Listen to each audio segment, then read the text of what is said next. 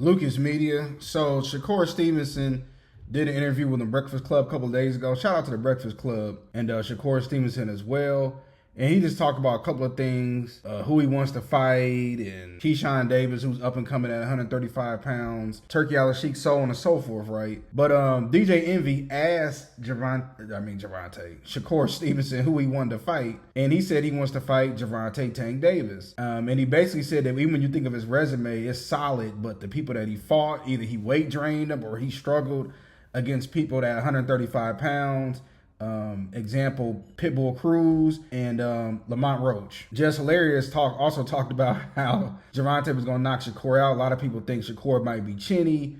And Gervonta Tank Davis, he's coming off of a controversial draw, against Lamont Roach, which most people think he should have won. He should have took a loss because he took a knee, and Steve Willis didn't do that as a knockdown, and then it was ruled a draw, so on and so forth, right? And this is what I got to say about Gervonta Tank Davis. He's probably not going to fight Shakur Stevenson. Shakur said that he got to have that fight before Gervonta Tank Davis retires. I don't think Gervonta's ever going to fight anybody. If you go back, right? If you go back and you listen to what Floyd and them said, they said he got a plan, and him and Leonard Ellerbe said that they don't care what nobody think, they don't care what the fans think, and he's going to be the biggest guy ever. And if you look at the people that Gervonta Tank Davis fought, it's normally a certain style of fighter. And yeah, he knocked out Santa Cruz, but when you looked at it, Santa Cruz moved up to fight Gervonta. So yeah, it was going to be a devastating knockout. But if Santa Cruz was the same size as Gervonta, he was catching him. It was just because he was so much smaller, Gervonta was taking those punches. And you seen when it happened against Lamont Roach, he got exposed. Gervonta had tried to have this tough guy persona as if he's from the streets.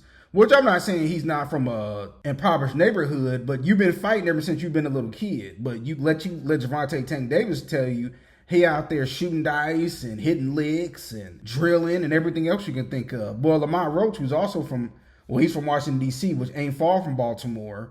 I know they got a rivalry going on within itself, D.C., Baltimore. He grew up with Gervonta Tank Davis. He wasn't afraid of Gervonta, and he took it to him, which is why it became a draw. And what Gervonta was going to try to do, because he said it, he told everybody this was going to be his last year. He was going to fight Jake Paul. He was going to beat Lamont Roach. He was going to fight Jake Paul.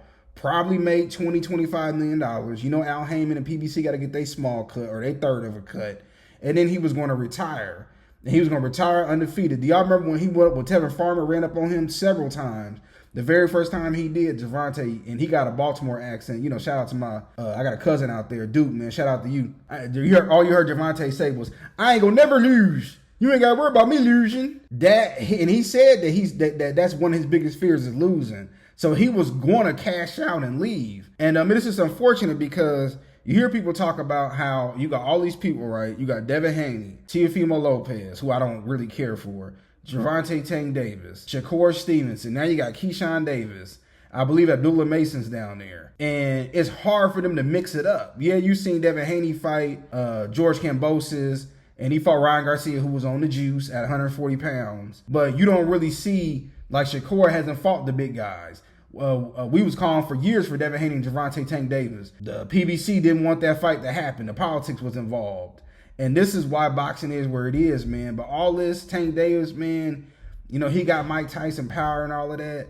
Okay, fine. But at least Mike Tyson, right? Yeah, did he beat most of the people he should have beat? No.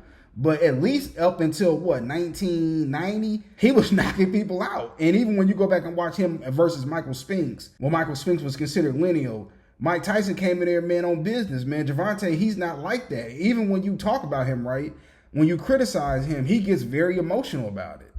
And I know I'm drifting off, but that Shakur thing, man, I don't think it's going to happen. And honestly, look, I wouldn't be surprised if Gervonta beat Shakur, honestly.